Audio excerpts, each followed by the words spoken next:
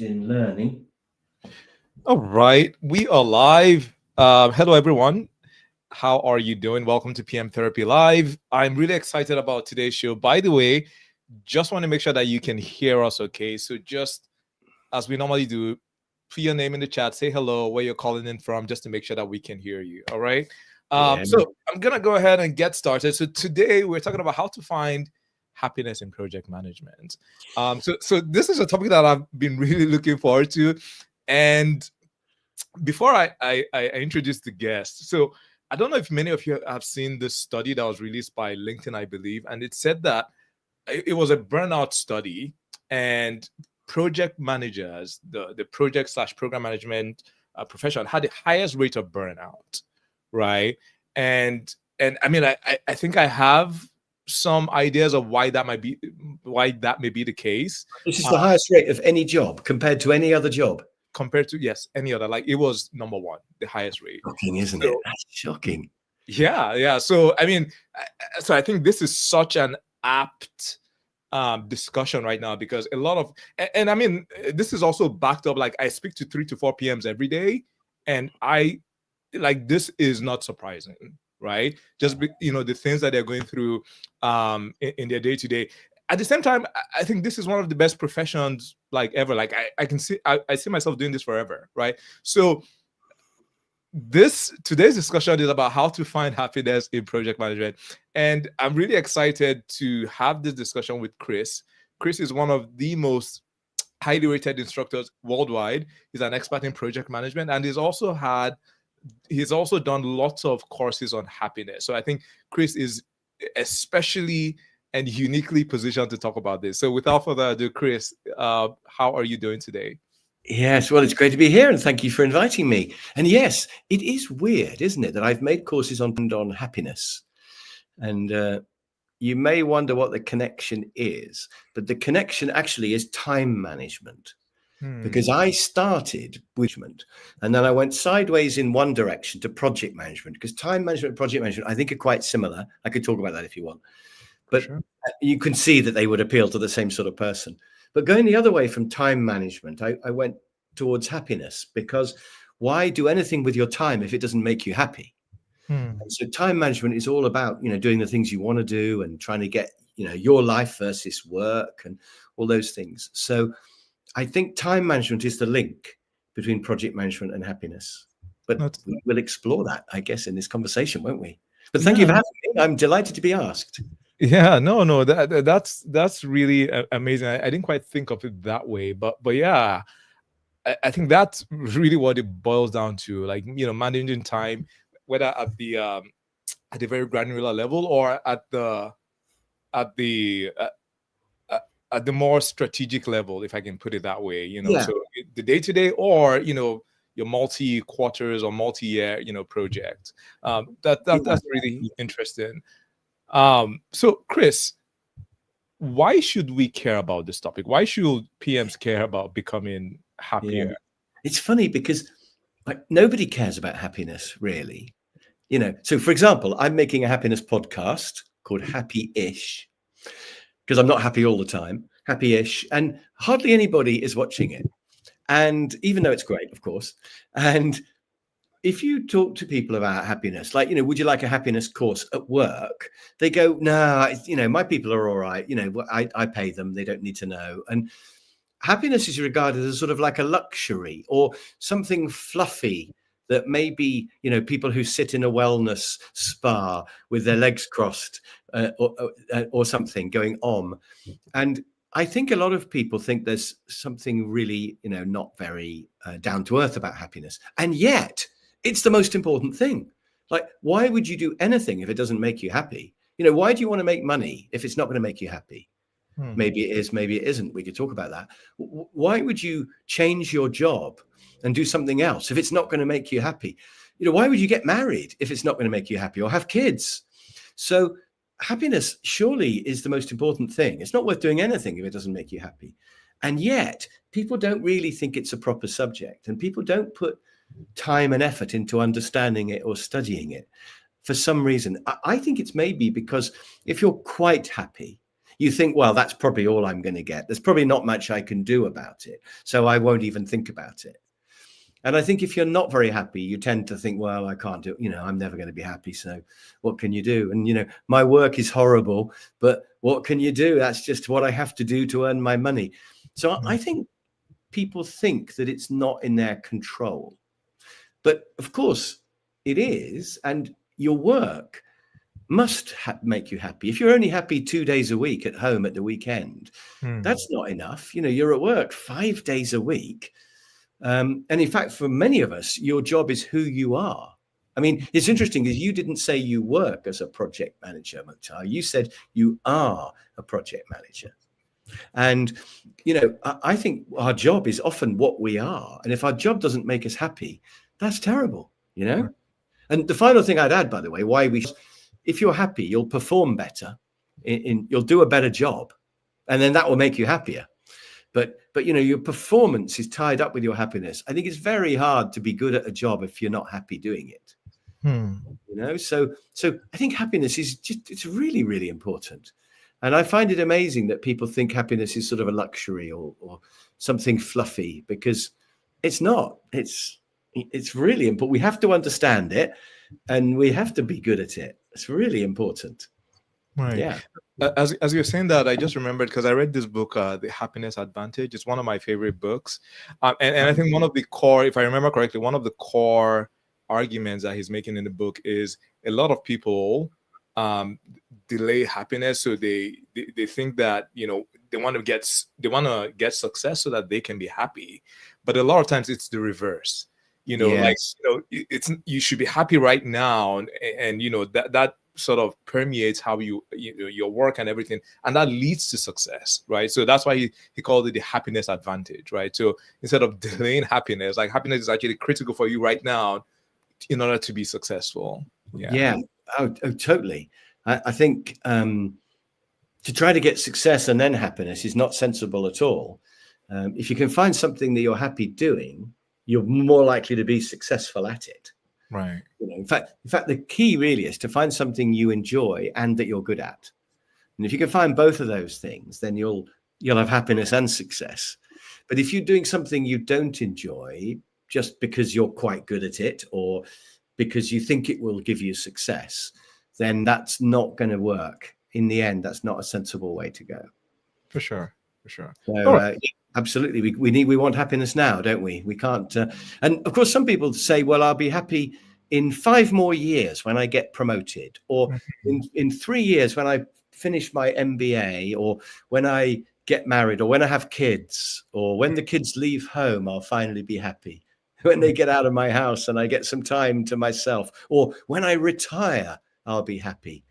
But you don't want, even if that's true, you don't have to wait all those years before you can be happy. And anyway, it probably isn't true, because if you're thinking those kind of things, when you get to that point, your life will probably still be roughly the same. You'll still be you, with all your attitudes and your habits and things. And it's probably not going to change when something happens in a couple of years' time. So you should be able to be happy now. And you're absolutely right. You don't want to be waiting for it to come in the future. No. Yeah. And one of the things that just came up for me, Chris, is a lot of times when I look at old pictures, like it just brings a lot of joy, right, to me. Like, if I just look at old pictures. But if I think about it, like right now, if I fast forward like 20 years into the future and I look at what, like pictures from today, I will be listening and I'll be happy, right? But right now I'm not as happy because I am stressed about it. So it's amazing. Like, you're at your prime now. You're at the top of your game now, probably. It's funny though. At least it's good that you get happiness from the past. Like my wife, she looks at pictures from the past and it makes her unhappy, because she thinks, look how young I looked then, and I look much older now. She says, I don't agree, but she says that, and she goes, I wish I could turn back the clock and go back to that time. So, if you have unhappiness in the past and you look back, it might make you unhappy. And if you have happiness in the past, it might make you unhappy because you wish you could go back. But I agree with you. I think I can look back at good times in the past and relive them and get happiness from that. And unhappy times in the past, like, when I was doing a job I hated, that still makes me happy because I'm not doing it now. And I look back and think, thank goodness I'm not doing that anymore. Right. So I think it all depends on your attitude, whether you get happiness from the past, whether it's good or bad things. You can get happiness from the past, although I think the main thing is to get happiness from the present. Exactly. And I read somewhere that all negative emotions are in the past or the future. So, fear, for example, is in the future, and, regret is in the past, and sorrow comes from the past. But, worry and fear come from the future. And actually, happiness is in the present, and it's almost the only thing that is right now, right in the present. So you don't want to be getting too much happiness from the past, and you don't want to be getting happiness only from the future of thinking, won't it be great when I get there? You want to be getting it from, right now. We should be getting happiness just from this conversation now, and what fun it is to talk to each other, and how interesting to kick some ideas around. That's where the happiness is. Right. Amazing. So just quickly, Nadav says, hello, Nadav. Yes, this is going to be recorded. And even after the live, you should see this on the field. Yes, you can go to either of our feeds, and it should be there, I think. Right. Yeah, it will be. I'll definitely put a link to it in my feed if it doesn't appear in my feed. Sure. And Khadija, hello, Khadija. Khadija says, my goal is to step into 2026 happy with open arms for success. Amazing. Yeah, I like that. By the way, for those of you that are watching, just say hello and where you're calling in from. It's always interesting to see where people are calling in from. Yeah, definitely. People call in from different, very interesting locations. So, Chris, I want to pivot and talk about what are some of the myths and mistakes that we make when it comes to happiness, right? Yeah. Can I have two? For sure. Because I think one myth about happiness, one mistake we make is we think our brain knows what's good for us. This is not really about project management, this particular one, but we think we know what's good for us. So, because surely your own brain will make the right choices to make you happy. But actually, our brains are not very well adapted to the modern world. We're still cavemen, really. And I think maybe men are more cavemen. Maybe women are only a little bit cave women, but men are very cavemen. So when we were cave people, we had, if we ever got food, we would have to eat as much food as we could while it was there. When you manage to kill that dinosaur, you eat as much as you possibly can. Actually, there weren't any dinosaurs, were there, when we were cavemen? But you know what I mean, mammoths or whatever they were.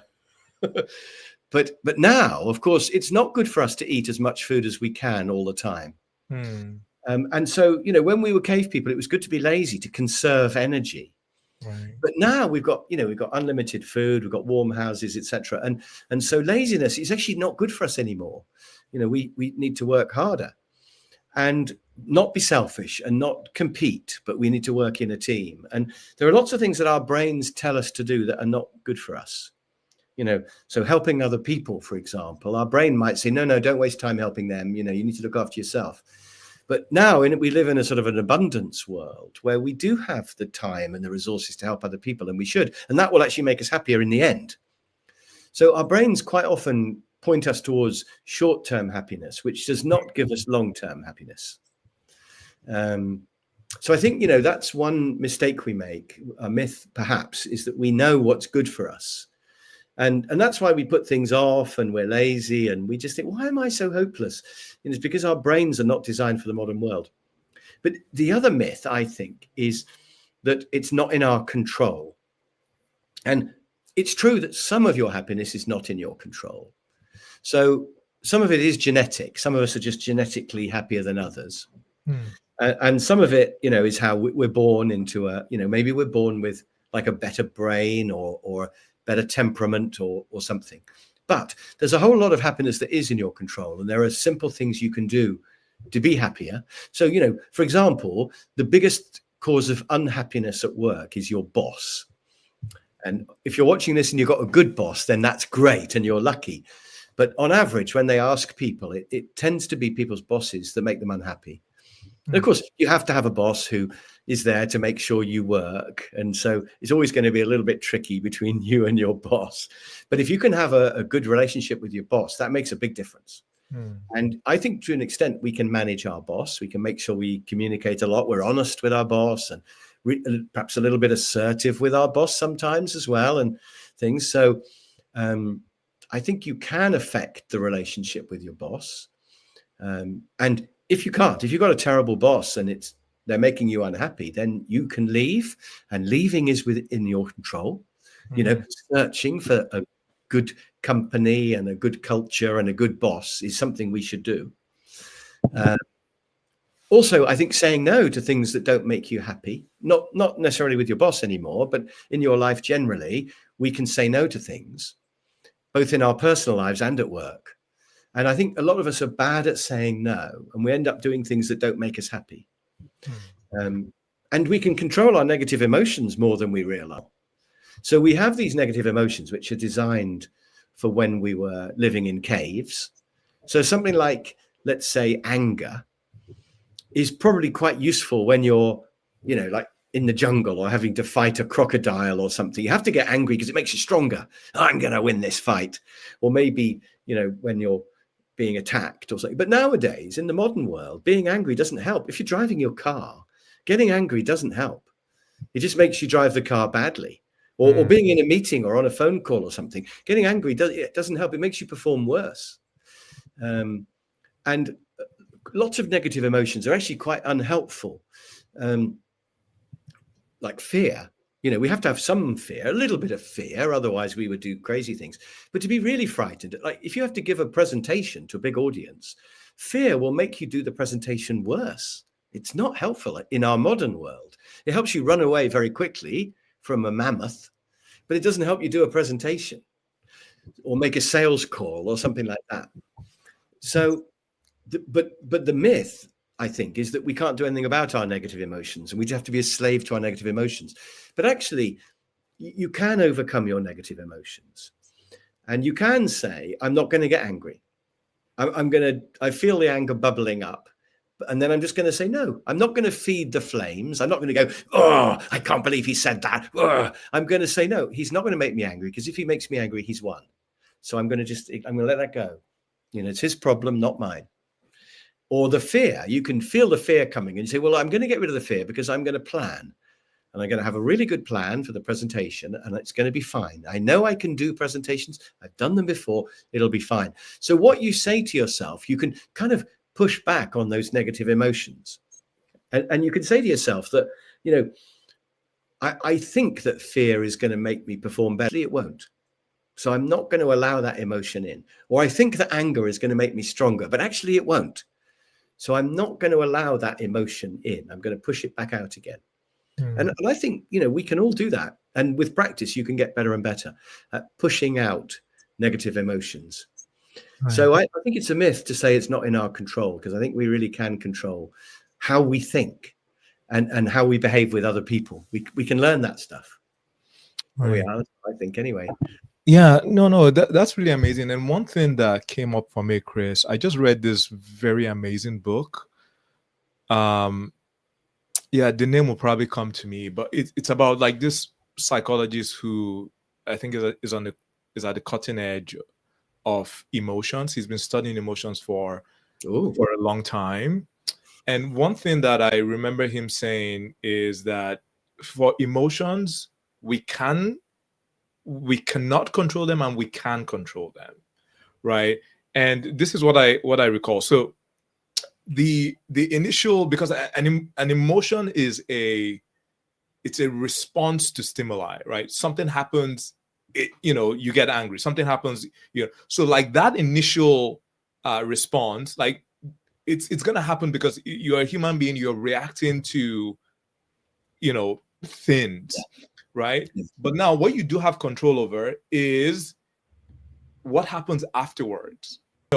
Every human being will experience there are sort of two variables when it comes to emotions. There's the intensity and the duration, right? So you get angry, you can really, like you mentioned, feed the flames and increase intensity and duration. but you can also, control that, where it's like it doesn't consume you and the duration Yeah, doesn't. I agree. You can't stop it bubbling up to start with, but you can say, I'm only going to give it 5 seconds. I'm going to be really annoyed with this driver who's just pulled in front of me. I'm going to go, "Argh!" But then I'm going to let it go. I'm not going to, and you can say, I'm not going to feed the flames any more than that. I'm just going to let it go. I'm going to give it 5 seconds and then it's gone. And I absolutely think you can do that, because you can definitely do the reverse and feed the flames, can't you? For sure. You can say to yourself, I can't believe he did that. Oh, people like that really annoy me. I bet he's a horrible person. And you can easily do that. So it's all about what you say to yourself inside your head, isn't it? Right. And I think for me, one of the key things that I realized, because when I would feel like these emotions, I would feel bad for feeling some of these emotions. Like, maybe, I did something I shouldn't have. I feel guilty. And then I feel bad for feeling guilty. And it just like increases the intensity and the spiral. Right. Yeah. But I think what I really liked is that, okay, when you get that initial reaction, you're a human being, that is fine. It's what do you now do with it?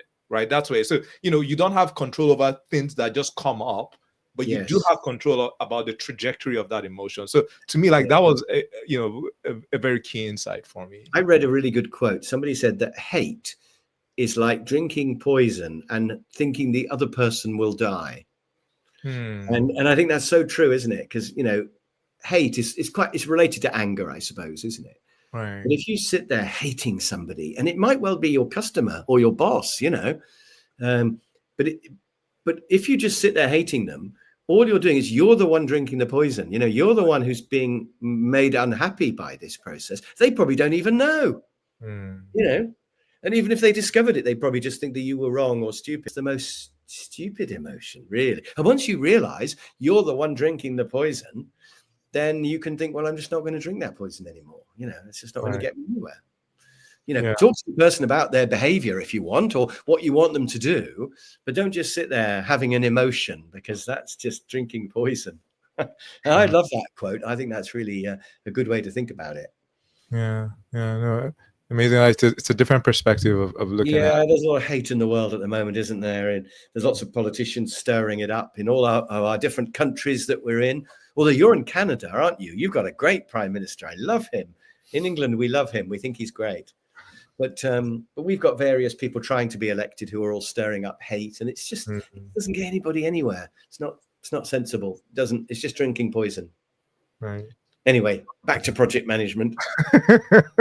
All right. So just a quick commercial break. So if you're watching this on Substack, because we're beaming this Substack, YouTube, it's on LinkedIn Live, and also Apple and Spotify. So wherever you're watching this, please just make sure you give us a 5-star rating if you're liking this, or subscribe. That would really mean a lot to us. And then another thing is that if you're looking for help landing your next PM role, you can click on the link that you're going to be seeing around this video, and let's see if we can help you. If we can't help you, we'll give you free resources. All right. Now I'm going to go to the chat and just read some of the comments there. So hey, Prashant calling in from Mississauga, Canada. Hey, Alicia from Michigan, US. Hey, Khadija from Virginia. My daughter was born in Virginia. Hey, Ashish. I hope I'm saying your name correctly. From Toronto. Srikana says, all right, is that a question? Hey, Chris, it's nice to hear from you. I attended some of your courses on project management in the past.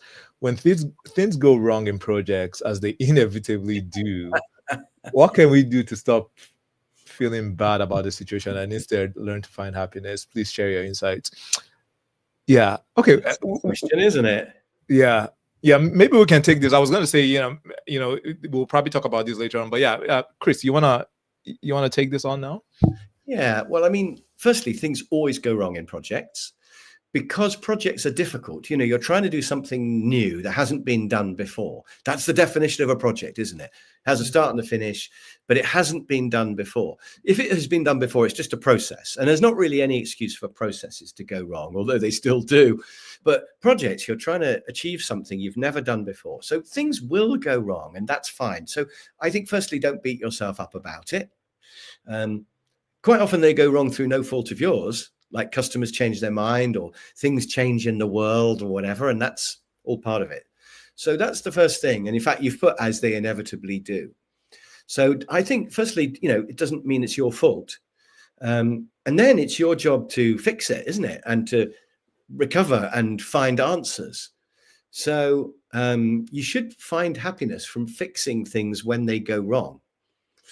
And, if it goes really wrong and you can fix half of it, it depends what you focus on, I think, because you should still focus on the half that you've managed to fix. You still achieved something.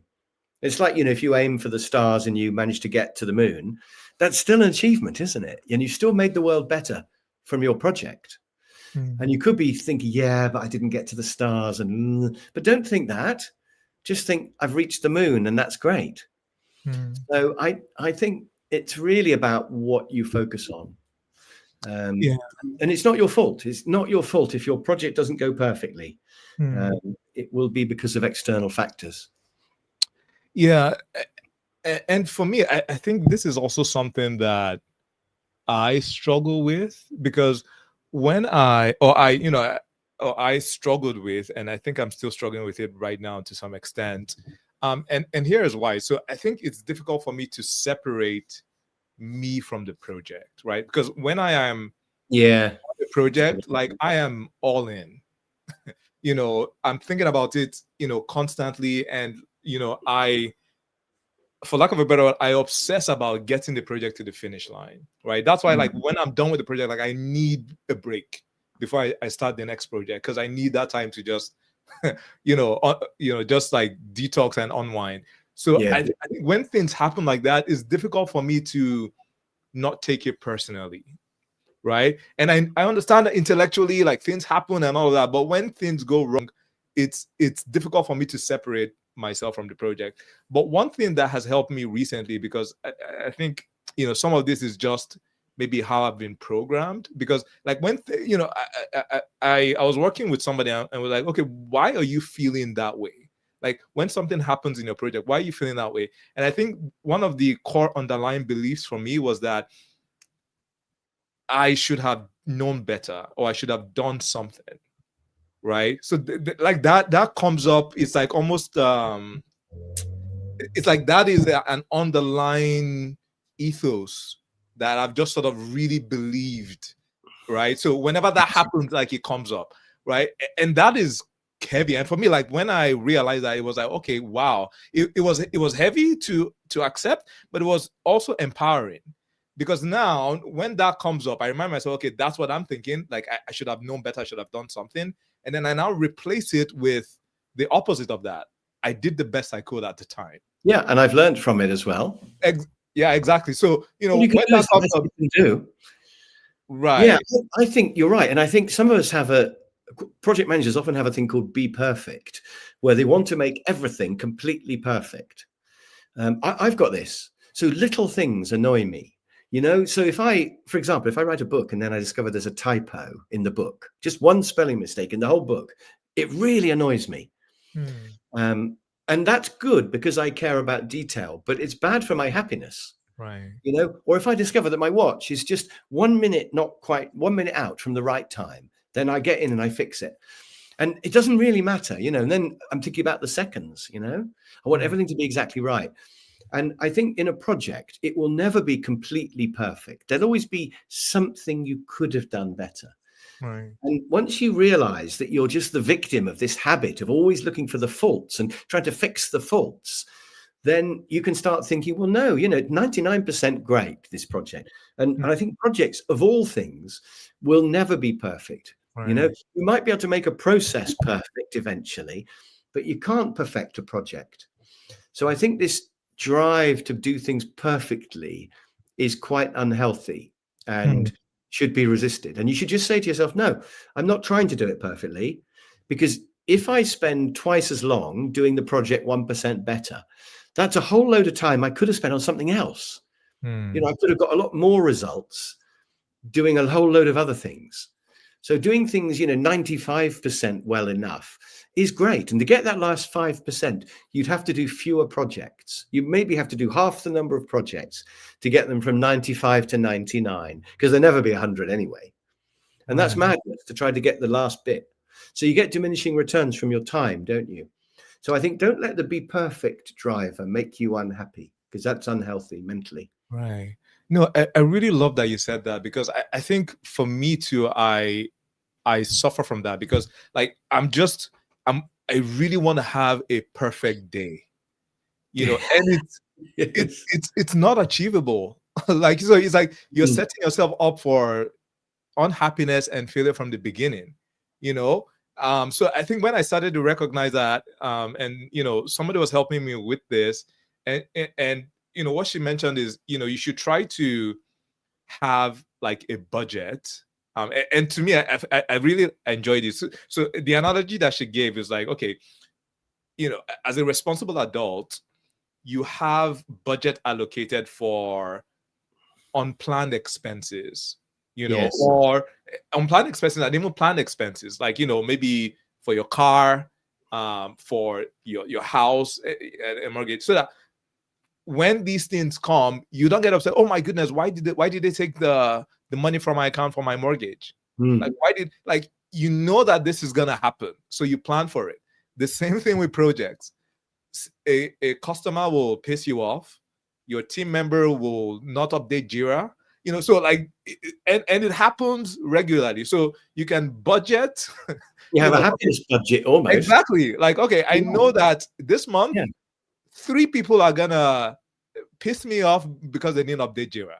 Yeah. But you 5. could do it the other way around. You could have a positive budget and you could say, I just want 3 good things to happen today. Madness. And you could say, that's 3 good things already that I've had Right. today. And so I'm already ahead of the game, aren't I? Nice. Yeah, I love that. Yeah, so yeah, you can do Use it my on budget both of my sides. income budget of happiness already. Exactly. Yeah, So you and could to me, do when that. I did that, like, that was really, because like what was really happening there is expectation setting, and as project managers, we're very good at this Mm. when it comes to managing expectations with stakeholders, but we need to manage expectations with ourselves. Yeah. You will never have a perfect project. If you're expecting a perfect project, you're gonna be unhappy. Yes, you're the Right. worst stakeholder in your project because you want everything to be perfect. I like it. Right. That's Right. really clever. I like that idea. Yeah, it's good. Yeah, so that helped me. So, Srikant, I really love that question.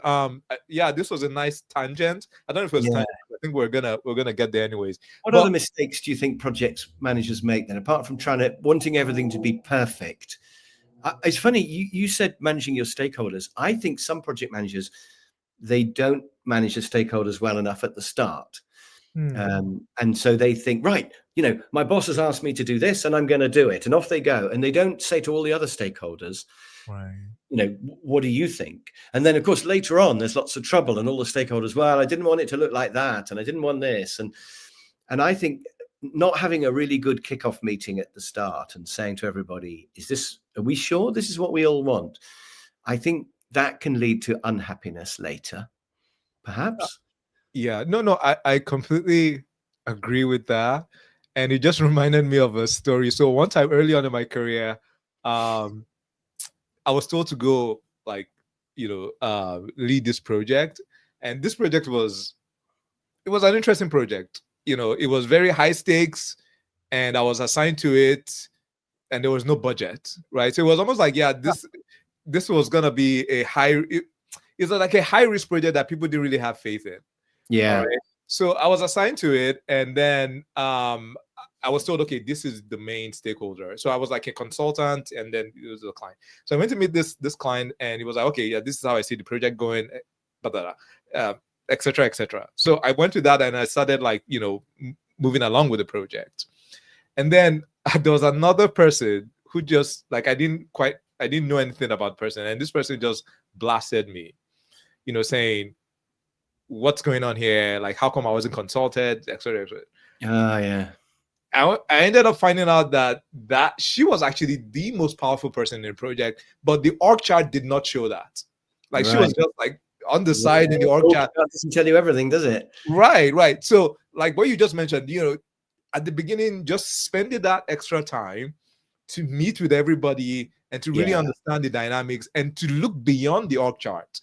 Like, Yes. that would have saved me a lot of headache. I eventually ended up winning her over, and she became, like, an ally, and she's a very good ally to have because of her power and her influence. And then she actually helped the project succeed, right? But at the very, like, that could have gone, really badly for me, because I went to somebody who I thought was, was the main influencer, and I was just going along, and I ended up like stepping on another person's toes. Well, so when you said there was no budget, it made me think of one other thing that project managers should do, although I've never done this, which is to just say no at the start. Say, no, I'm not going to do that project. Because sometimes they ask you to do a project with hardly any money, hardly any time. Right. It's got to be amazing. And you just think, this is never going to, this is a nightmare. I can tell this project has got all these red flags. And I think, a way you could increase your happiness is to say, do you know what? I'm not going to do this project. You can get somebody else to do this one. But I've never done that. But there have been times when I wish I had. Right. So, maybe that's another option. Certainly, you could have a meeting at the beginning with everybody, and you could be thinking, I have got the power to walk away from this if I want. Right. You don't always have the walk away power, but sometimes you do. And it's worth thinking, do I even want to do this project? Yeah, no, for sure. I think that, depending on the stage at which, and you're standing in the company, you can do that. Yeah. Then I was like, I needed to be useful, because another project that I was on, I got kicked off the project because I was very junior. The other person was senior, and the client wanted to cut costs, right? So to me, like, this was my only option to be useful. So he ended up working out in the end. But one thing that you mentioned that I've been also thinking about is just maybe even having some sort of a scorecard, like, just before you take on the project, you just look at the various factors. Okay, what's the level of support from, in terms of resources? Yeah. Is leadership backing this? Do I have, what's the feasibility of the timeline? Like, just do some quick, how many red flags can I see on this? Exactly. And then if it gets to a certain threshold, then either you decline or you just set expectation with yourself that, okay, this is gonna be a difficult project, right? So and you might say, unless I can get one person to really help me, or unless I can get this, then I'm going to walk away. You could decide what you're going to be, couldn't you, before that big meeting? Right. Because a lot of times, I think what has happened in my career is that I just get in there, and then you wonder why you are sinking, right? But you can really set expectations with yourself. Again, coming back to expectations, like just knowing that, all right, because leadership, there's a lot of politics going on, and lots of powerful people are against this project. I know, like, that's a major red flag, and we need to sort that out before we start the project. There's another part of all this, isn't there, which is feeling alone. And I think, some people are quite aloners anyway. They don't mind being on their own, but mostly we like to have a few people with us, a bit of a feeling of being in a team. And I think with project management, it can be quite a lonely job if you're not careful. Sure. You've got your stakeholders all over there asking for stuff, and then you've got your delivery team here who don't really even belong to you, maybe, and you're just kind of in the middle of all this, but you're not really part of anything. You're sort of on your own when you run a project. Right. But I think, it is possible to make your delivery team feel like you're part of a team. If you involve them in the planning and the decisions, rather than trying to do everything yourself, you can start to get to feel like you and them are a team. And if you communicate a lot with the stakeholders, you can hopefully not feel completely alone. And I think not feeling alone is part of happiness in project management, if you can do it. Do you think? No, I absolutely agree. There was a post that I did where I said the PM position is one of the loneliest positions. And I know it's felt that way for me for most of it, because you like you mentioned, you have a lot of, so in your project team, you are the only project manager or program manager. So you're working at engineers, marketers, so they all have each other, but you are just by yourself. And a lot of times you are, you don't have anybody reporting to you. You have a lot of responsibility, and you sort of have to navigate, that and deal with that. Like, you have to influence without authority. And then a lot of people come like venting to you and complaining to you, right? Because you are this problems that you have to fix. Right. So you're absorbing everybody's stress, and then Yeah. you don't really have anybody to take your stress, because if you vent, like it can, people can read that wrongly. Okay, like it can reduce the confidence they have in you, and all of that. So it can be a very lonely position. I know it's felt that way for me for a lot of my career. I agree. And I think all you can do really is if you communicate a lot with your team, if you have a weekly team meeting, you share the decisions with the team, you basically, you can get the team to do a lot of the work, but not just doing the work, but you can feel as if you are a team. How are we going to do this? How can we Right. deliver this on time? What are we going to do about the fact they've changed this bit of it?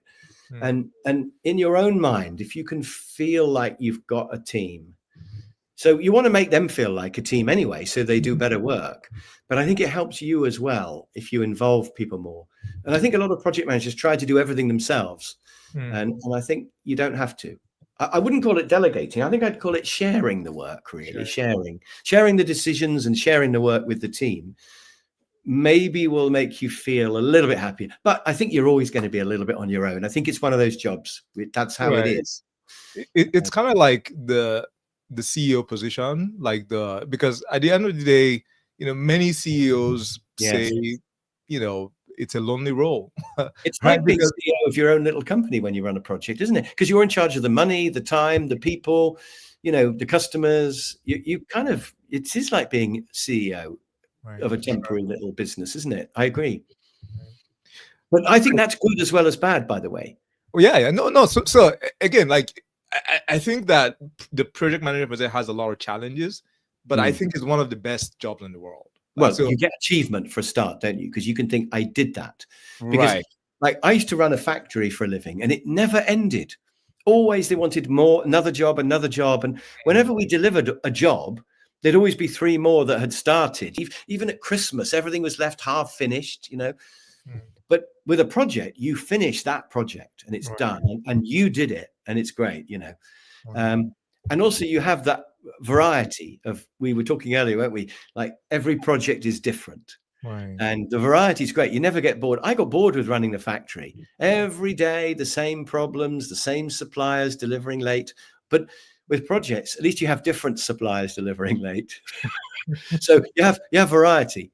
And creativity in project management as well. So you're constantly having to solve problems and think of new ways to do things because things are new in a project by definition.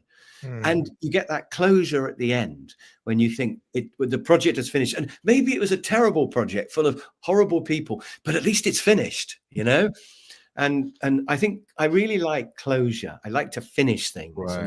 And then, of course, the next week you start another one. You have a little break maybe and you start another one.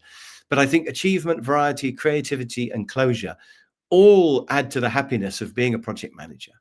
And so if you can keep the stress down and not be too fussy about the detail, I think, it can be the best job there is. And, I really would recommend it. Plus, it's transferable skills. So, you'll always be able to find a job if you know about project management. Always going to be in demand. Chris, was there a time in your career where you weren't happy, and what changed for you? Oh, don't start me on that. I'll give you a quick answer. Because, I've been unhappy most of my career, actually, because I went into the wrong career. It's very difficult to know what career to do. So I started off as an engineer. I did a degree in engineering because I could do maths and my brain is sort of logical.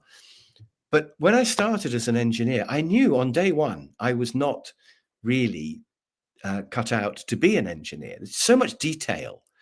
And I'm just not a detail person, and they spend weeks analyzing tiny things. Don't get me wrong. I really like engineers and I've got a lot of time for them and they are improving the world and they're great people, but I was just a really bad engineer.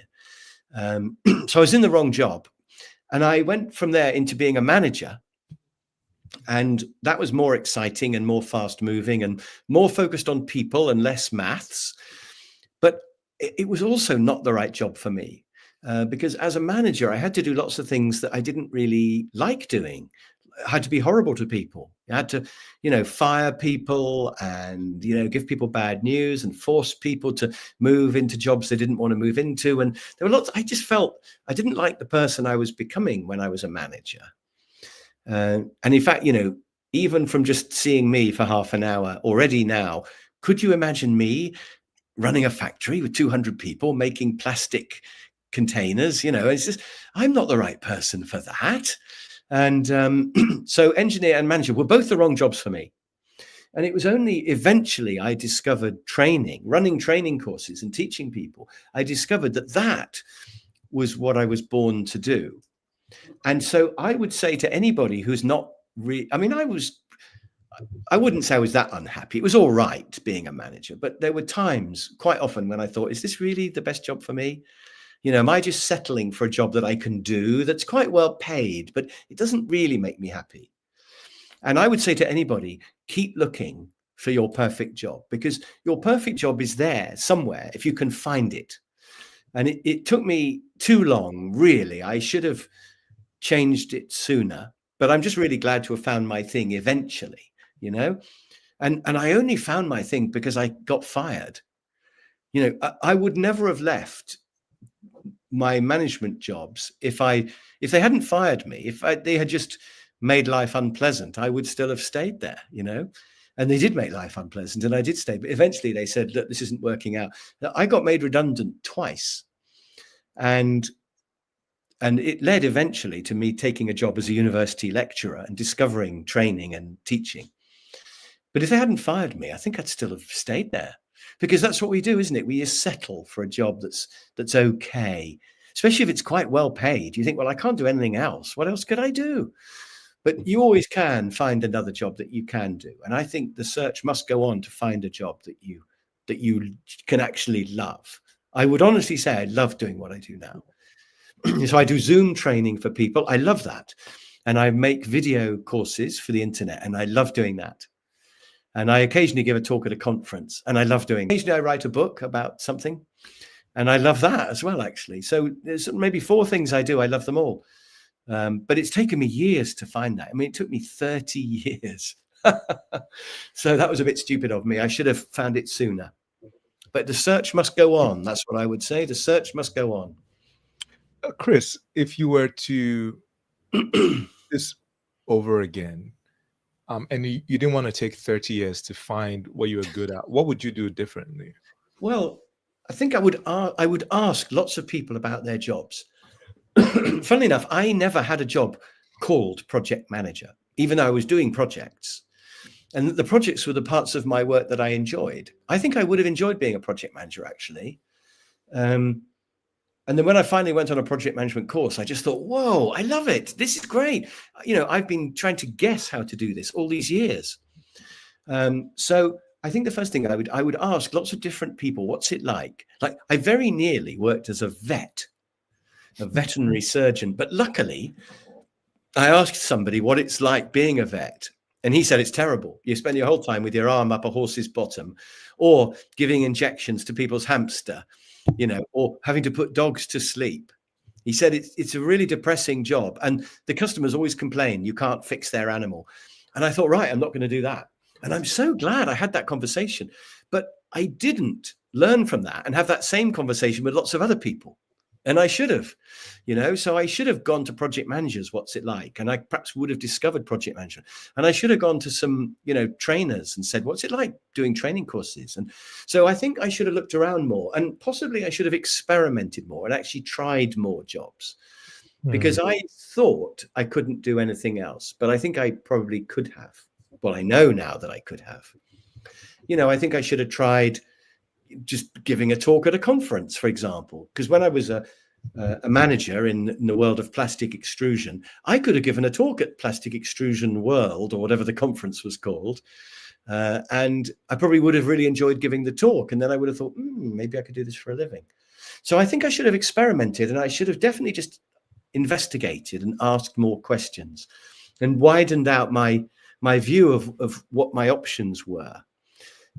Nowadays you can feed your CV into ChatGPT and just say, here's my resume. What should I do for a job?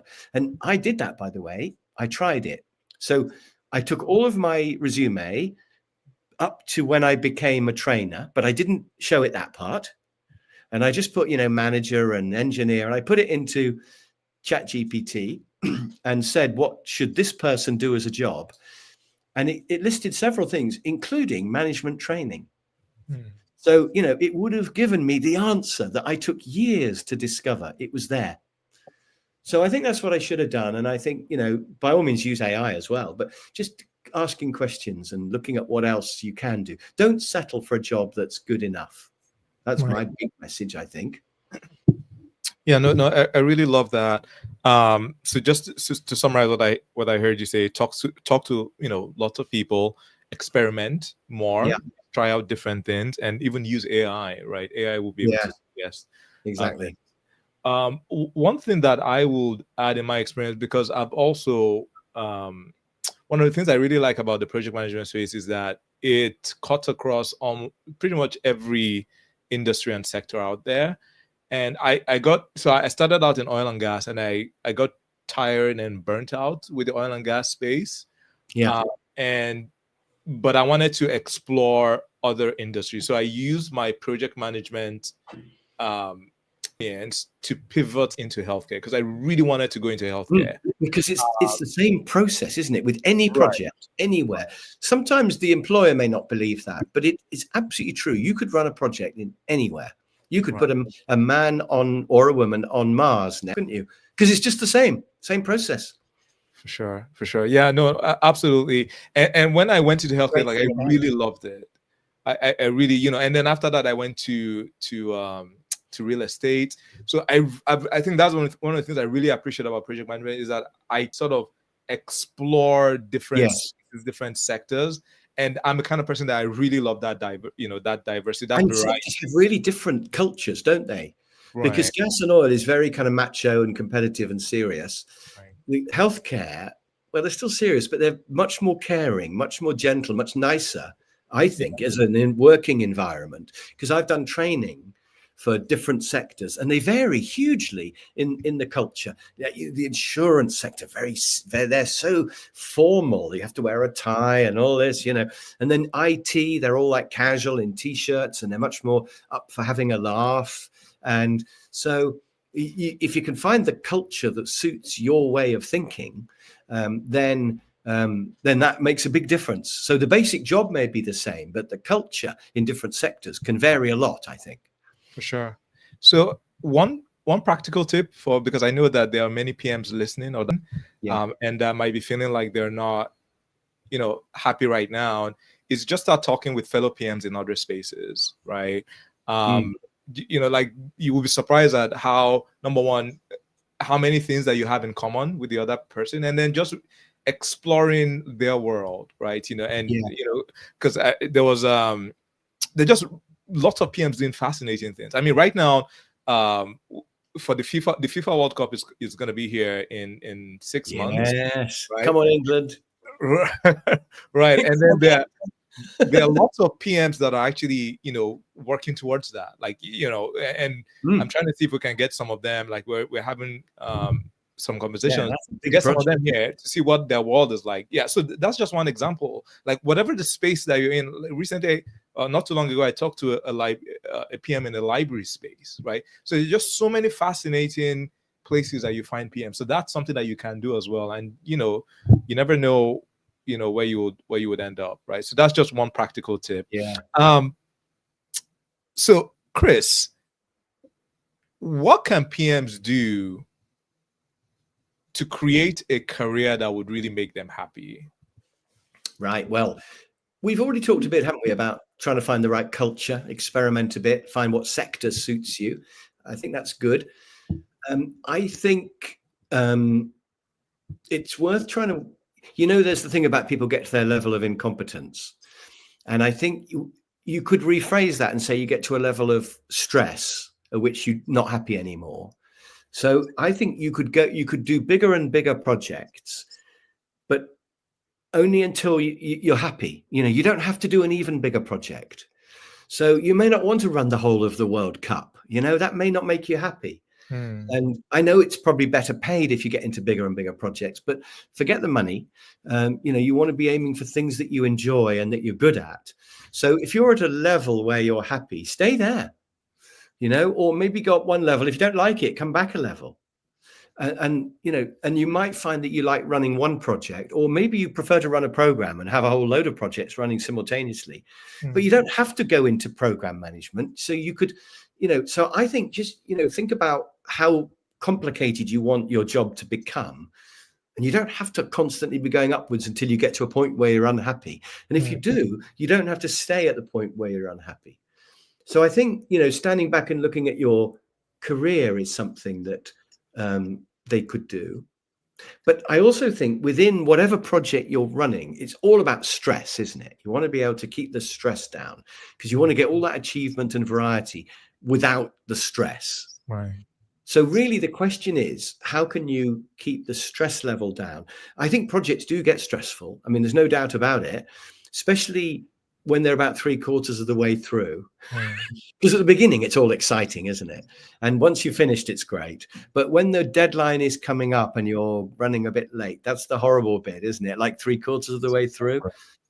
And I think to keep the stress down, I would say, firstly, share it with your team. Don't carry it all on your own shoulders. I would say, write everything down. Don't keep things in your head. I mean, this is almost time management rather than project management now, but have a jobs to do list and just write everything down, issues, whatever you want to call it. Write everything down. And in fact, probably have a big master list of things you need to do, but also a small jobs to do list just for each day. And don't procrastinate, because putting things off is terrible for stress. And I think, as a project manager, everything's got a due date and you really don't want to leave it till the day before the due date or the week before the due date. So that means you need to put the time aside in your calendar and say, I am going to do that on Monday afternoon. I'm going to have that meeting with that scary supplier or whoever it is. I'm going to sit down, I'm going to do it, and put time aside and make sure you do it. So writing everything down, getting it written, and making sure you don't put things off, I think is, it's funny because happiness is it's an absence of negative things, negative emotions and stress. And so you might say, yeah, but how do I get positive happiness? The answer is, well, don't have the negative stuff. It's like getting rid of all the clouds so you can see the sunshine. So if you don't have any stress, you could just enjoy the project and the progress and you can see it all working. If you've got a nice Gantt chart and it's all drawn out and you're coloring in as you go along, it feels great. I think I would add one more thing which comes to mind, which is record every change. It's basic project management rules, but people don't follow. So if a customer wants to just change a small thing, just say, yeah, we can do that. But can I just get you to sign this little form saying that you do understand it's going to add a bit of time to the project and it's going to add a bit of money to the project? Are you okay with that? And if they go, oh, no, I can't put any more money in, you say, well, how am I supposed to do this? Or do you want to take something else out in exchange and just change the scope? I could do that. And if they say, no, I still want everything and this for no extra money, you can say, well, you can't have it then. So getting them to actually sign a little change request form, a little piece of paper, that's great, because then you don't feel stressed because you've had all these changes and the money's creeping up and, you've got to tell the customer at some point you're going to be overspent by thousands of dollars. So I think recording everything, because then you're on top of it, you're in control. So I think keeping control by having a good plan and then any changes get recorded. I'm not a big fan of agile because that feels stressful to me because you're just going all over the place. I want to have a plan at the beginning that I know I can do, that's got some contingency in as well, by the way. And then if the customer wants to change anything, that's fine. I've got no problem with changes, but they need to be recorded. So then I've got control and then I don't feel stressed anymore. That was a bit of a long answer. I don't know. I hope that was helpful. No, that's yeah. I don't want to get into the agile war right now. No, let's keep away from. I mean, some people don't get stressed by agile because they don't have a finish date. So that's another way you can do it, isn't it? But no. It's I'm partly teasing, but I know some people feel So people have strong opinions on both sides. I But nearly didn't mention Agile because I thought we don't want to go down that rabbit hole. But whatever type of project you're doing, I think, you don't want to put things off, do you? right. And you want to No, keep for everything sure. written down so you know where you're at, I think. Don't keep things in your head because that starts Right. to be stressful. Right. So, Chris, I want to go into a specific situation. So, just recently, somebody reached out to me, a PM, and she is having a tough time with her boss. So, the boss his personality is that he is egotistical, he's insecure, and he hired her because of her technical expertise and technical knowledge. Yeah. Right. So she's, so there are times, so she's dealing with this kind of personality, and like when they're in meetings, for example, where it's like, okay, the boss needs to say something and the boss needs to make a decision, he's not really able to do it, and he leans on her, and then when she tries to step up, he doesn't like that. Right. So it's Yeah. like, it's almost like she's feeling like she's in this weird spot. Okay, you brought me here to help you. Now, when I try to help you, when people are appreciating what I'm doing, when I'm shining, you don't like that. And then your insecurities come out. Yeah. What would your advice be to somebody in that situation? I hate bosses like this because this boss is like a big spoiled baby, really, a BSB. And I think what I would say with all bosses like that, including this one, is somebody told me once, the only defense against bad management is to cease to care and just to think, well, I'll just do what I can. And, if the boss doesn't like it, then tough, But I think that's really bad. I think you must never cease to care because you have to care about your project. And you were saying earlier on, you get really invested, you get obsessed with your project, and Right. you should, and that's great. I don't want a project manager who doesn't care. So I think you have to care. So you must never just settle for this situation. So I think the only other two options are to change what your boss does or leave. If your boss is making you unhappy, they have to change or you have to leave. And I know that's fighting talk, isn't it, really? So, but I think some bosses don't realize what they're doing. This boss may not realize. So I think the first thing I would do is I would say, I know that's scary, but if you're prepared to leave, because you can always get a better project. I mean, do you think, Mukhtar, that this lady could find a better project than this one if she had to? Yeah, Because, of course, this is quite a bad project because the boss is so horrible. So Right. you have to believe you could find a better one. So then, otherwise you're living in fear, aren't you? If you think you could never find another job, you could never find another project, then you have to just lie down and let them walk all over you. You've had it. So you have to believe you could find a better job, right? And then you can think, right, I've got nothing to lose, really. So I'm going to say to this boss, you've given me this technical work because because I'm the one who knows about it. So you must let me do it. And you have to trust me. You've decided to employ me to run this project. Do you trust me or not to run this project? So you must let me do it. So I think they could push back like gently, and they could say, look, I know you're concerned about it. I know you want the job to be done well, but the best way to get it done well is to let me do it. Let me make this decision. Is that okay? So you'd say something like that to them. I do understand, but this is what we have to do for this to work. Is that okay? And I think, push back a little bit on this boss. So, for example, if the boss wants to attend every meeting, you could say, look, you've made me project manager, but when you come to the meetings, it undermines me. And then everybody goes to you rather than to me. And it makes it really hard for me to do the job. And I'm worried it will mean that this project will not go as well as it could. And that would be a real shame for everybody. So Right. what I want to run the meeting without you there. Right. I'll tell you, I'll send you notes afterwards. I'll come and see you afterwards if you like and tell you all about what's going on. But I want to run the meeting without you there. Would that be okay? So, that's one example where, and you don't say to the boss, you're annoying or you're insecure, because obviously that's going to upset them. Right. You have to ask for something concrete, like, can I run the meeting on my own without you being there? Something that they can agree to. Something concrete like that. Or, could we have a meeting every Monday just for 10 minutes where you and I compare notes? And then after that, I can just do everything all week without having to get it agreed by you every time. So in other words, like the rules of engagement, I think you can get the boss to agree to those things. And if they won't agree to that, if they say, no, I'm going to come to every meeting and no, everything has to be done, then I think I would say, well, there's no point in me doing this project then. And I would be prepared to leave. And they may well back down and say, oh, well, okay, yes. But if you have to leave, you need to be prepared to leave, because otherwise you're just going to be unhappy. You're going to spend a year or more of your life maybe doing this, working on this job, being made to be unhappy by this boss. Right. And that's no good, is it?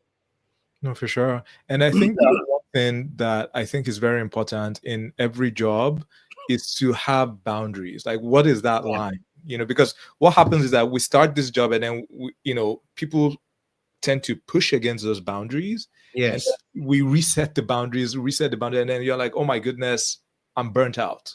And I would let them go beyond on one, maybe, if the other one is good.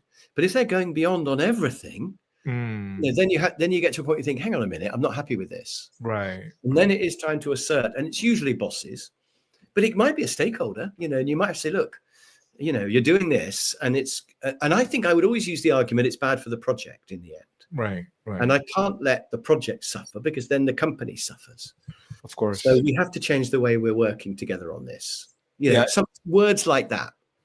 Right. And it's usually easier to get buy-in when you use the project, because that's what they care about and their reputation is on the line, and so everybody sort of cares about the project. So if you sort of frame things that way, it's usually more easily accepted. The other thing that I've also found that's quite helpful is labeling the emotion that they are not necessarily expressing, right? It's so, and by that I mean not saying, oh, I know you're insecure, but it's like, I know you're really worried about this project, right? So and you can even say, I probably would be if I was you. I'd be thinking, there's this technique called feel, felt, found, isn't it? I know how you feel. I felt the same way, but what I found. And you can say, I know what you're feeling, because I would feel probably the same way. But so you'd say, look, I know if I'd got some person in, some technical expert to run my project, but I didn't really know them, I would be worrying about whether I could entirely trust their judgment. I would want to know everything they're doing. So I totally understand where you're coming from. But, from my point of view, it makes it really difficult to run the project. So, could we just have a meeting once a week and off you go? But I think to start with that, I totally get it. I think that's probably how I would feel as well, actually. Right. I think you're right. It's a really good way to get them to think, yeah, I suppose I am doing that, aren't I? Because they probably haven't realized. Yeah. Well, if they have realized and they're still doing it, then they're a bad person, aren't they? Exactly. You've got to call them on it then. Right. So I think the situation deserves that level of transparency initially. And then if you see that the person is still acting, like a toxic boss, then that's your cue that, all right, it's time to find someone else. But you can sometimes find a different project in the same organization. You might be able to think, well, I just don't want to run this project anymore. Right. But it might mean that you have to go somewhere else and leave, and it's always good to get something else lined up before you leave, by the way, folks. Of course. Yeah. But I do think, that I spent too long in a couple of jobs. Looking back, I wish I'd thought this boss is horrible or this culture doesn't suit me. I'm going to start looking sooner. There was one job I left and I found another job, and when I was leaving on my last day, my boss came to see me and he said, Chris, I hope you realize there's no point in leaving because everywhere will be the same. Every company, you're going to get the same. And anyway, I went to this new company and it was completely different. It was brilliant. It was absolutely the whole culture, everything was different. There was no politics between departments. They used to just work together to solve things. Back and see that guy and said, you were so wrong. There are other places out there that are completely different to this one. But of course, I didn't. He's probably still there now. But, so yeah, absolutely. I wish I had thought about leaving sooner because other places are different and you can get other jobs, especially as a project manager, because they're always in demand. All right, this question is from Ilja. How much of your fulfillment comes from happiness and partners? Ooh. Furthermore, how do you validate that? Do you rely on specific metrics, or is it more about observing Well, you behavioral? can't measure it, can you? I mean, happiness is notoriously difficult to measure, actually. All the research in happiness is done on perceived happiness. Like they just ask individuals, how happy do you feel? And the only thing you can really look at is changes in happiness. So you can ask, how happy do you feel? And you might say 7.5. And then next year you ask the person and they say 6.5 or they say 8. And all you can do is look at changes because, my 7.5 might be different to your 7.5. So all you can do is personally give it a number and then measure it again, a month later or a year later. That's all you can do. So it's not very scientific at all.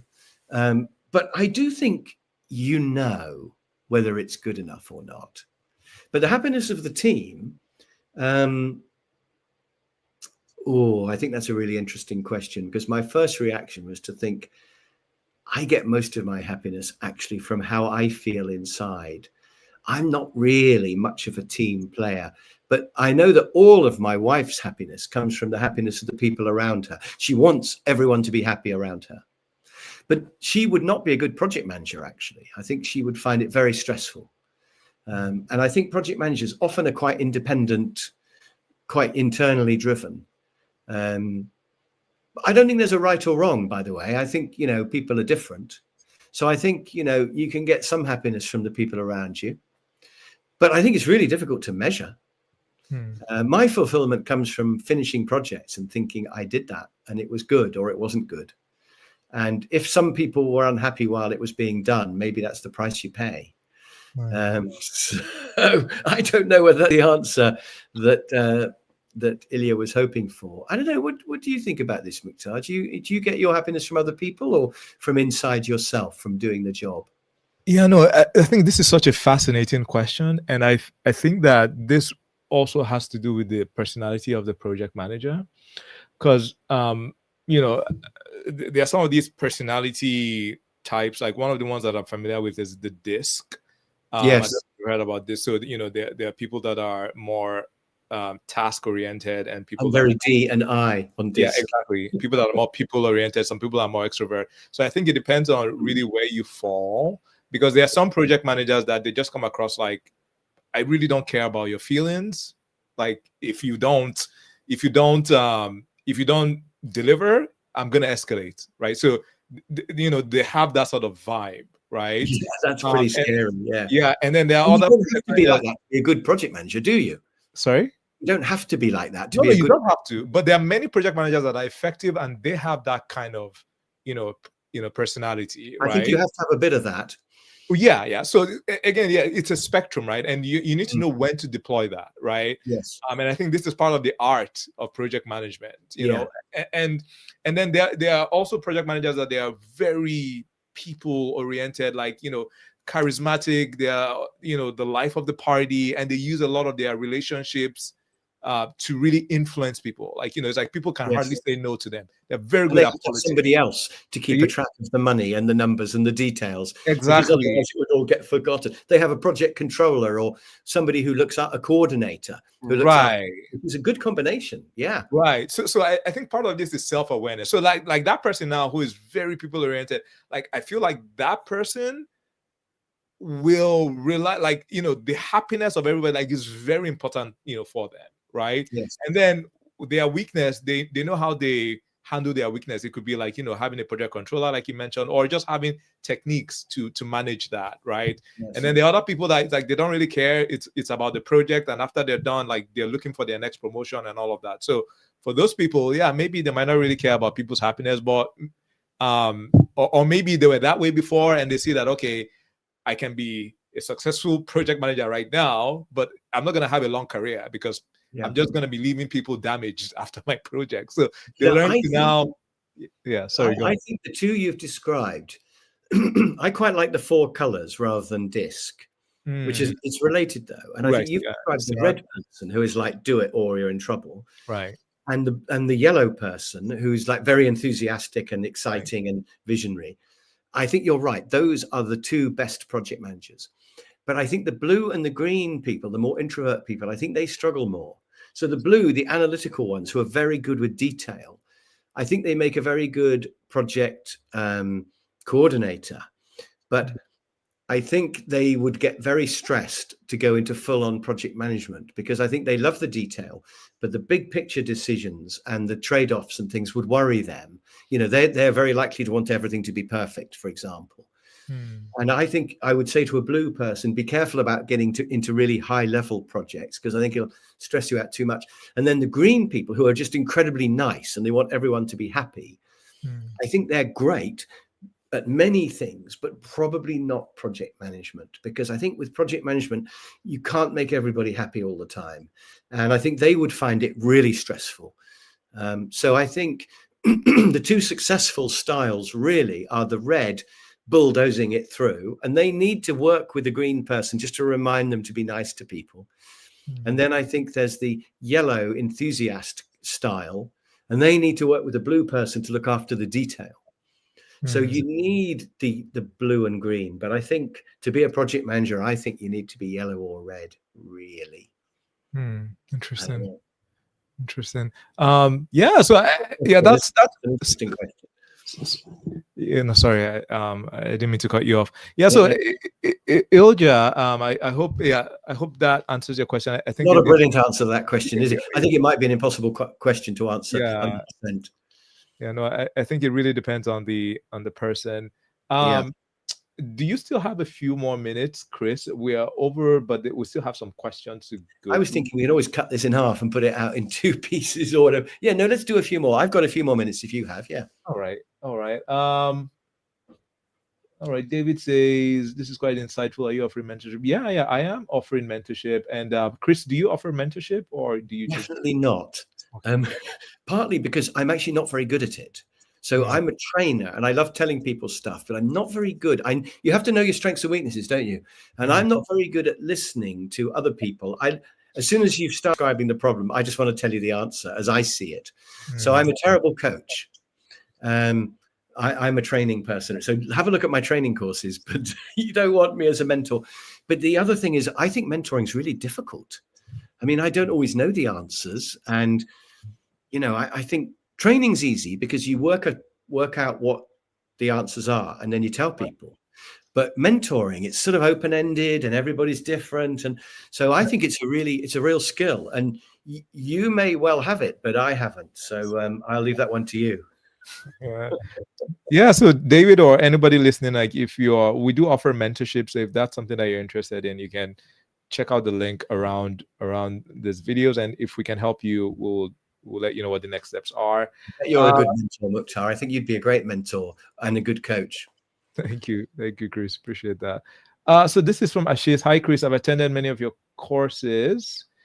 Please share your insights on how to be happy in a challenging landscape with AI and the geopolitical scenario around. What actions would you take to keep up and grow, especially for IT project managers?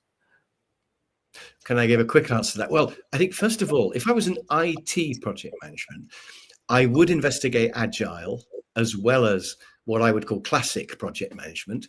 I don't know much about agile. It doesn't really float my boat, but I do think for IT projects, it's worth a look. Then obviously you need to have a look at AI. And I've made a course on LinkedIn Learning about AI in project management, but I would just say here, AI is a really useful tool. It will not replace project managers, I don't think. But I think project managers who use AI will do better than project managers who don't. So you won't be replaced by AI, but you will be replaced by somebody who's using AI. So AI is brilliant for example, listing all the tasks or helping you. So you can do your own list, you can do your AI list, you can compare them and you'll get a really good list of tasks. It's pretty good for estimating. You can't always trust it, but I would definitely use it to estimate and then see if I believe it or not. It's really good for risks, thinking what might go wrong.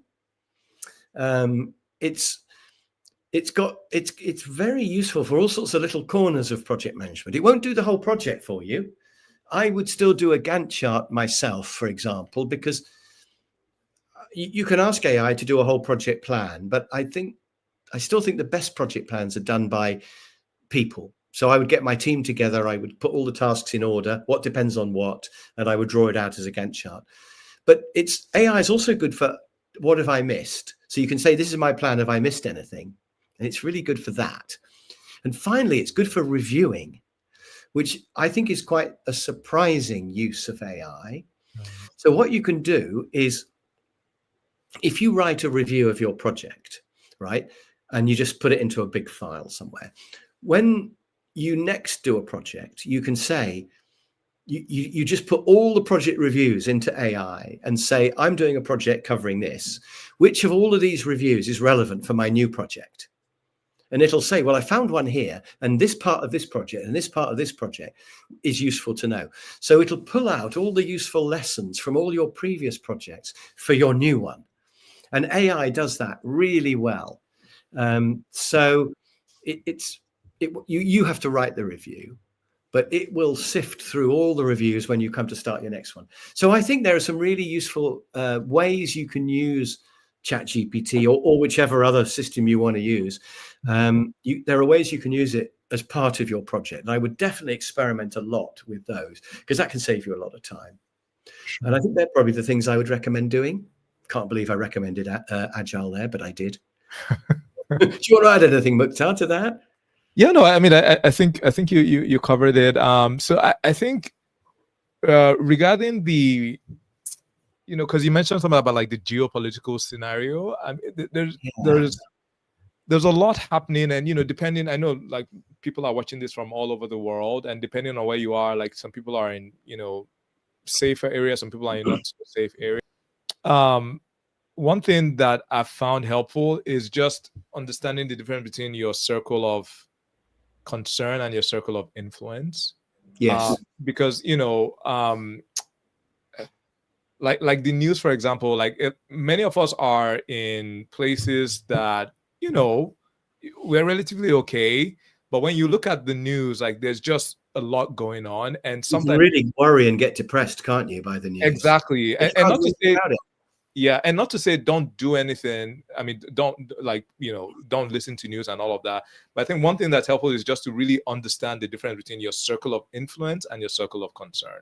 So we can have concern, and maybe we can even do what's in our power, like if it's supporting with charities and all of that. But know that there's a difference between what you can do and your circle of concern. So I think sometimes we just get, when we see a lot of things, we get paralyzed, and the fear, going back to the emotions, the fear and the helplessness can get the better of us, and then that can lead to unhappy. You can get really unhappy just watching the news, and a lot of things on the news quite rightly should make us unhappy, but you're right, you shouldn't dwell on them, because if you can't do anything about it, there's no point in letting it get you down, really. I would add one more thing though, which is there's a lot of change happening all over the world for various reasons, but change equals projects, equals project managers. So, if AI revolutionizes the way we do things, or, well, another example, suppose we move to solar power and wind generated power and all those green ways of generating power. That means there's a whole load of projects to do with bringing those in. Right. And so whenever anything changes, electric cars, there's a whole load of projects setting up infrastructure for electric cars. And so a world where there's lots of change is good news for project managers. Right. And project management is always the same, whatever the project. So once you understand how to run projects, you'll always be in demand. And in a changing world, you'll be even more in demand. Right. So, or there's more choices of the types of projects that you can run. And so, at least it's not bad for project managers. And even, rebuilding war zones and things. I mean, it's crazy that it has to be done. It's such a waste. Right. But at least as a project manager, you can help with that sort of thing if you want. Right. When it's all finally finished, the various things that are going on in the world. So, at least it's not all bad news for project managers. And thank goodness for project managers, because they will, rebuild things, and their job is to make the world better. So, that's at least perhaps a positive thought. Oh, for sure. All right, we're gonna wrap up with recommendations. Chris, if that's okay with you. So, Yeah. what's one book you love or recommend? Well, I don't want to be one of these boring people who recommend their own stuff the whole time, but I would actually recommend my project management book, which is called the Project Management Quick Start Guide. Okay. I'm really proud of it, because I've always wanted a chance to put right some things that I think are really badly done in project management books. So, for example, they always show you a Gantt chart and they go, look at this, here's a Gantt chart. It's really good because you can see what's going to happen when, right? And then you turn over the page and they say, here's a network diagram or a critical path diagram. It's really good for looking at the dependencies. And so as you read this book, you think, so what do I do? Do I have a Gantt chart or do I have a critical path? What do I do? What do I do? And every book, it really annoys me. They just have those two things. But in my book, at last, I've had a chance to explain that you need both. And you do the network diagram first, and then you make it into a Gantt chart, and everything hangs off the critical path, and there it is. So there's quite a few things that I've always wanted to put in a book, and I finally have. So my book is easy to read. It's quite fun. It's not too expensive. And I'm really proud of it. So if you want a book on project management, I think it has to be the Quick Start Guide. But I'm not going to recommend my own stuff anymore after that, Mukhtar. But no, that's fine. You could also get it as a talking book with me narrating it. But Right. I would get the paper book if you can, because there's a lot of diagrams. Right.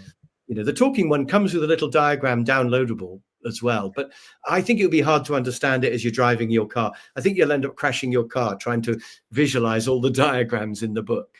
But, you know, if you like little Yeah. Awesome. What's one app you love or recommend? Well, I think Evernote is my favorite app. I just put everything. I've got thousands of notes in Evernote. I mean, just today at lunchtime, we were talking about how I'd been to Austin, Texas, and I was quite disappointed by the bats that come out from under the bridge because they're really small. You can hardly see them, you know, and I like the Australian bats that are really big. And so I then started thinking about other places in the world that have disappointed me. And by the way, I couldn't think of a single place in Italy that disappointed me. And I couldn't think of a single place in Iceland. Also, I couldn't think of a single place in India that disappointed me. I mean, the Taj Mahal is fantastic, for example. But anyway, I've made a little list of 10 places that disappointed me. And I put it in Evernote because I use Evernote for everything.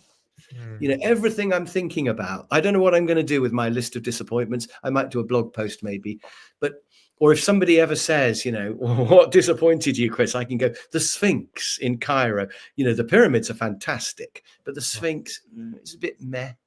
So every time I think of anything, I put it in Evernote, and I love it because it means I don't have to hold anything in my head, you know, so I can concentrate being in the now, talking to you about this. I haven't got to think about anything I'm doing next week. No lists, no things to remember. I don't even know what size my trousers are when I buy more trousers. I just go to Evernote and have a look, you know? So everything's in Evernote, and that allows me to be free. And Evernote's free. It's a brilliant app. It's got a little green elephant on it. It's a brilliant app, Evernote. Amazing. So just quickly, you said bats. Are you a bat enthusiast? No, not really. But if you go to Austin, Texas, the number one thing to see in Austin is there's a bridge where all these bats live underneath it. There's 1 million bats living under this bridge, and they all come out at dusk. I see. And we went to see them, but you can hardly see them. They're like a cloud of mosquitoes, really. Gotcha. You know, I just thought sorry, Austin. Other bits of Austin were great, like the music, but the bats, I didn't really get it. All right. No. I guess I must have misheard. I thought you said you know you went to see bats in Austin, in Australia, in Italy. Like you know you sort of going around the world. You know. No. But in Sydney, they have these big fruit bats, which in the evening they will fly out across the sky, and there's hundreds of them, and they look amazing. They're huge. They look like pterodactyls or something. Wow. Amazing. Yeah. No, but in Italy, I've never seen a bat. But Italy is brilliant for many other reasons. So yeah. That's my app, Evernote. All right. Amazing. What's one podcast you love or recommend? Well, I am doing my own podcast with my wife called Happy-ish. I would recommend that if you want to know about happiness, Happy-ish. Nice. There's a podcast called Strong Message Here, which I find fascinating, which is about the news. It's about the media and how they use words in how politicians use words, and it's very funny. So it makes me happy, and they're very good at spotting little phrases that politicians use, and it's interesting. And there's one called Answer Me This, which is really funny as well, where people send in questions about anything. Maybe they've got a difficult friend who behaves in a bad way. What shall I do? Or, it could be anything about, why a number plate's yellow, or it could be anything. I don't know. It could be anything.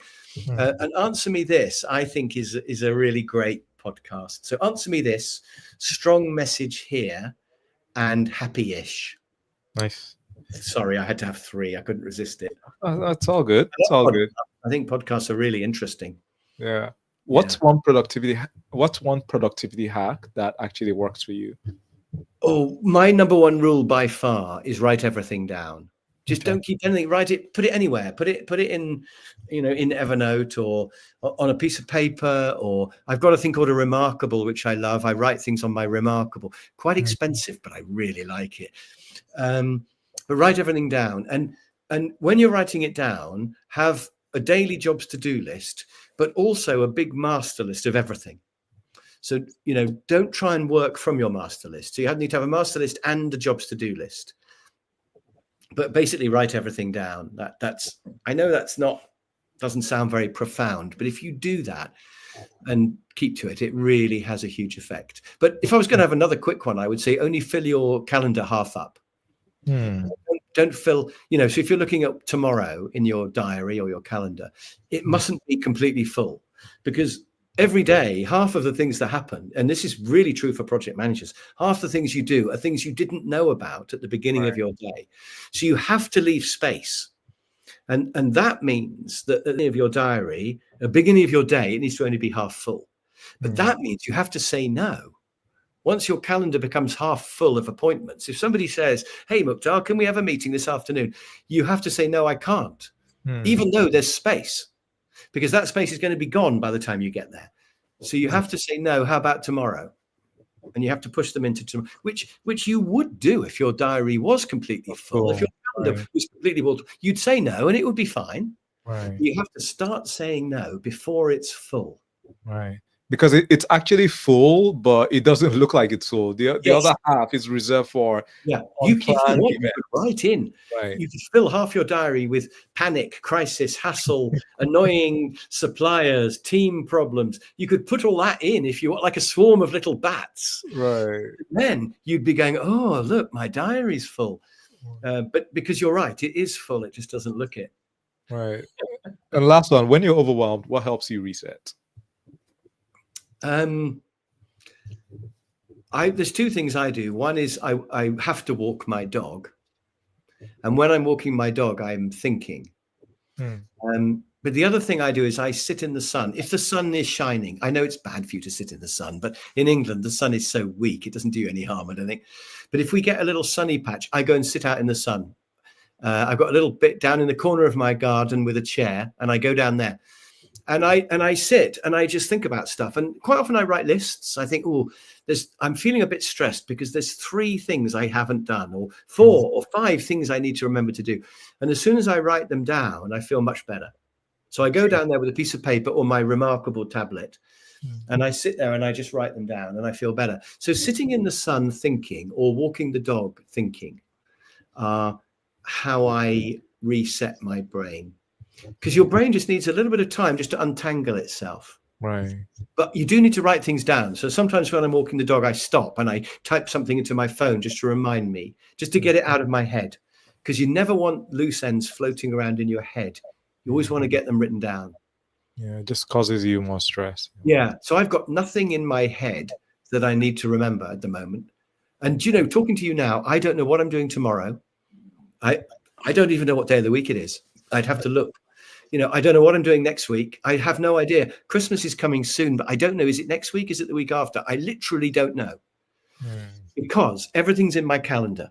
So once a day I look in my calendar, I think, oh yeah, I need to plan that. I need to get a Christmas present for my wife because I haven't done that, or whatever. But then I forget it again. So So the past is gone, the future is in my calendar, and I'm completely living in the present because everything's written down. Wow. But you have to write everything down. You have to trust your calendar and your list. Right. Then your brain is empty and you can let ideas come in. Or if somebody comes to you with a problem on your project, you're completely able to focus on them. You don't think, oh no, I can't talk to you because I'm thinking about this. If everything's written down, you can focus completely on the person who's come to you. And then I think that's where happiness is, because you can just enjoy thinking about one thing at a time. That's really amazing. And I think I haven't actually quite thought about it that way. Of course, I know, like, when you get things off your chest, you write them. But yeah, like, I think a lot of maybe stress is because you're just juggling so many things in your head, right? And Yes. you're afraid that, you're going to lose them. But if you have a system where it's like everything is just out, like, and I trust my system, then you can really be present in the now. And if you've got a Gantt chart with all the tasks drawn out in the future, then it's all going to be fun. You're going to get there. You're going to do it. You don't have to remember it. You don't have to think about it until you get there, until the now line reaches the next task. You don't have to even think about it. So everything's under control. If you're running 5 projects, if you've got 5 Gantt charts, it's all fine. And you just got to look at the now line for each of the 5 and just check it's okay. Maybe one of them you need to look at it more closely. But yeah, if you have it all written down, you're okay. So I think writing everything down is absolutely the key. Amazing. Chris, this has been fun. If people want to get in touch with you, how can they do that? Well, LinkedIn is probably the easiest. Just put Chris Croft into LinkedIn and there I am. There's 2 other Chris Crofts on LinkedIn, but they're not the real one. Follow me on LinkedIn. I've run out of connections, but you can follow me on LinkedIn. And I post every day about sometimes happiness, sometimes project management or time management all the time on LinkedIn. I do have a website, chriscroft.com, and there's a blog on there where I put things that I can't really put on LinkedIn. And I have a newsletter on LinkedIn as well you can subscribe to, which comes. But yeah, I think find me on LinkedIn is the place to be. But also have a look at my happiness podcast, Happy-ish, which is on YouTube and Spotify. Amazing. But and I have got a whole load of videos on YouTube as well, of course, if you want free stuff. I've got about 400 videos on YouTube, which are all free. So you can follow me on YouTube as well. But LinkedIn will be the first place to go, I think. And it's free, isn't it, LinkedIn? For sure. Awesome. All right, Chris, thank you so much for being here. And thank you all for tuning in. This is our last episode for this season, and you will hear from us again next year. So until next time, happy holidays to you all. Yeah, have a good Christmas or whatever holiday you're going to have. Thanks for listening, everybody. We'll see you soon, won't we? Yeah, take care. Thanks for having me as well, Mukhtar. Thank you for having me. Bye.